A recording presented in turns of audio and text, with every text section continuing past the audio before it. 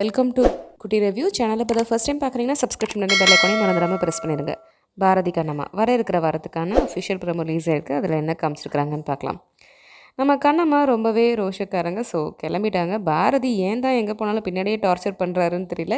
எங்கே போனாலும் போயிட்டு நெகட்டிவாக ஏதாவது ஒன்று சொல்லிடுறாரு. அவரோட கேரக்டர் இன்னும் ரொம்ப நெகட்டிவாக மக்களுக்கு சுத்தமாக பிடிக்காமையே போயிட்டுருக்குது நாளாக.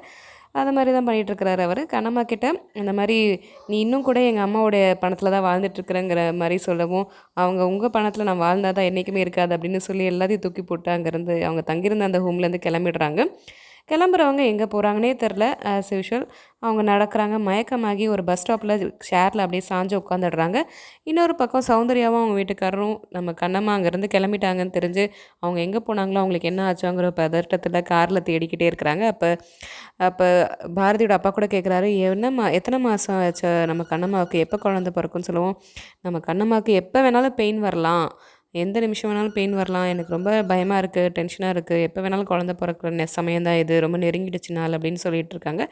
அதை டென்ஷனாக வண்டியில் போயிட்டே இருக்கிறப்ப பஸ் ஸ்டாப்பில் கண்ணம்மா மயங்கி இருக்கிறதையும், பக்கத்தில் ஒரு சில பேர் என்ன பண்ணுறது, அவங்களை எப்படி காப்பாற்றுறதுன்னு தெரியாத மாதிரி ஒரு 2-3 பேர் நிற்கிறதையும் பார்க்குறாங்க. இதை பார்க்குற நம்ம சௌந்தர்யாவுக்கு உயிரே வருது. அப்போ தான் நம்ம கண்ணம்மா வந்துட்டு மயக்கமான நிலைமையில் இருக்கிறாங்க. ஸோ அவங்கள அப்படியே காரில் பேக் சீட்டில் தூக்கி உட்கார வச்சுட்டு நம்ம சௌந்தர்யாவும் கிளம்பிட்டாங்க. ஸோ எப்படியும் கண்ணம்மாவோடைய டெலிவரி சேஃபாக நடக்கும். கண்டிப்பாக அவங்க குழந்தையும் பெற்றுப்பாங்க. ஏன்னா தெலுங்கு வெர்ஷன்லேயும் அப்படி தான் இருக்குது. இதே மாதிரி தான் இருக்கும். தெலுங்கு வெர்ஷன்லேயுமே பெட்ரோல் பங்க்கில் நம்ம கண்ணம்மா ஒர்க் பண்ணுறது, அப்புறமா நம்ம சௌந்தர்யா அவங்களுக்கு பல உதவிகளை செஞ்சும் அதை ஏற்காமல் கண்ணம்மாவாக தனியாக ஒரு வாழ்க்கையை வாழ்வாங்க. ஸோ தமிழ்லேயும் அதே மாதிரி தான் கொண்டு போகிறாங்க. ஆனால் தெலுங்கில் வந்துட்டு அவங்களுக்கு 2 குழந்தைங்க பிறந்த மாதிரி காட்டுவாங்க. ஆனால் தமிழில் எந்த மாதிரி காட்ட போகிறாங்க தெரில. ஸோ அவங்கள காரில் ஏற்றி உட்கார வச்சு காப்பாற்றுறதோட ப்ரோமோ முடியுது. பட் அதுக்கப்புறமா கண்டிப்பாக பாரதி இருக்கிற ஹாஸ்பிட்டலுக்கு தான் கூட்டிகிட்டு போவாங்க.